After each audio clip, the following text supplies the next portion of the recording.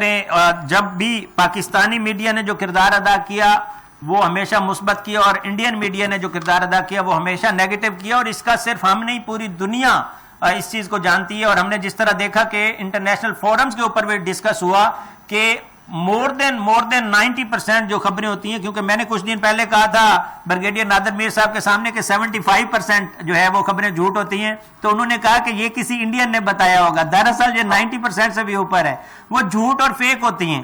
تو یہ اتنا فیک میڈیا جو ہے وہ کس کو بے وقوف بنا رہے ہیں؟ یہ تو اپنی عوام کو بے وقوف بنا رہے ہیں، ہم تو ان سے بے وقوف بننے والے نہیں ہیں۔ جی بالکل اسی طرح وہ اپنی عوام کو ہی بے وقوف بنا رہے ہیں۔ ان کے بعد جو آپ کو پتا ہے وہ 1.5 ارب کی آبادی ہے، اس 1.5 ارب کی آبادی کو انہوں نے ہمیشہ بے وقوف بنا کر ہی رکھا ہے۔